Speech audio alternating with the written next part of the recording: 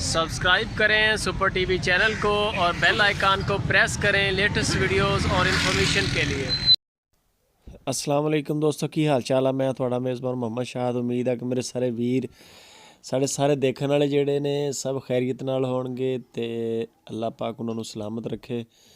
दोस्तों आ माल लैके आए हैं, सिर्फ 5 जानवरों की लाट आ। ये प्योर च जानवर नहीं अपने को इस टाइम जड़ियाँ सियाहीवाल ते वलैती नाल क्रॉस वैड़ा 5 खड़ियाँ ਇਹ ਤੁਹਾਨੂੰ चेक करा रहे हैं।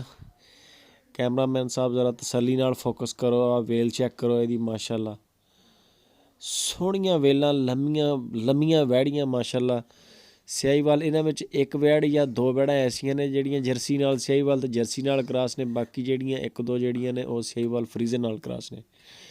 प्योर सियाहीवाल च वैड़ा नहीं है, बड़ियां अच्छियां यानी कि टाल के विचों माल दे कड्ढियां ते रेट भी बड़ा मुनासब आ।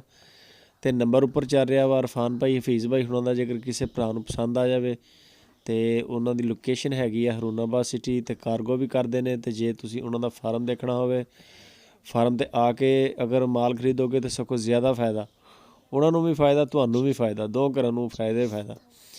ਇਸ ਟਾਈਮ 5-6 ਜਾਨਵਰ ਨੇ ਟੋਟਲ ਸਿਆਹੀਵਾਲ ਦੇ ਵਿੱਚ। ਪਿਓਰ ਸਿਆਹੀਵਾਲ 'ਚ ਕੋਈ ਨਹੀਂ ਹੈ, ਫਰੀਜ਼ਰ ਨਾਲ ਕਰਾਸ ਨੇ ਤੇ 1-2 ਜਾਨਵਰ ਜਿਹੜੇ ਨੇ जर्सी नाल क्रॉस ने।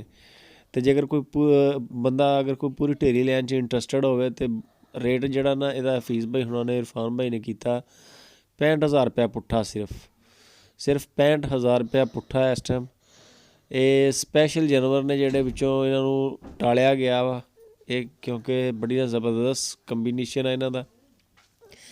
अच्छा यानी कि इन्हां दा दुध होएगा माशाअल्लाह, संघना गाढ़ा होएगा। एक तो हुंदा कल्ला वलैती, ਉਹਦਾ ਪਤਲਾ ਹੁੰਦਾ ਦੁੱਧ, ਇੱਕ ਹੁੰਦਾ ਸਿਆਹੀਵਾਲ, ਉਹਦਾ ਹੁੰਦਾ ਗਾੜਾ ਦੁੱਧ। ਇਹ ਹੈ ਸਿਆਹੀਵਾਲ ਤੇ ਫਰੀਜ਼ਨ ਨਾਲ ਕਰਾਸ ਹੈ। ਇਹਨਾਂ ਦਾ ਦੁੱਧ ਬਥੇਰਾ ਵੀ ਹੋਏਗਾ ਤੇ ਮਾਸ਼ਾਅੱਲਾ ਚੰਗਾ ਵੀ ਹੋਏਗਾ ਤੇ ਮਾਸ ਨੂੰ ਗੋਸ਼ਤ ਨੂੰ ਵੀ ਚੰਗੀਆਂ ਨੇ। ਜੇ ਵੀਡੀਓ ਅੱਛੀ ਲੱਗੇ ਦੋਸਤੋ ਲਾਈਕ ਲਾਜ਼ਮੀ ਕਰੋ ਤੇ ਆਪਣੇ ਦੋਸਤਾਂ ਨਾਲ ਸ਼ੇਅਰ ਕਰੋ ਤੇ ਕਮੈਂਟ ਕਰਕੇ ਦੱਸਿਆ ਕਰੋ ਵੀਡੀਓ ਕੈਸੀ ਲੱਗੀ।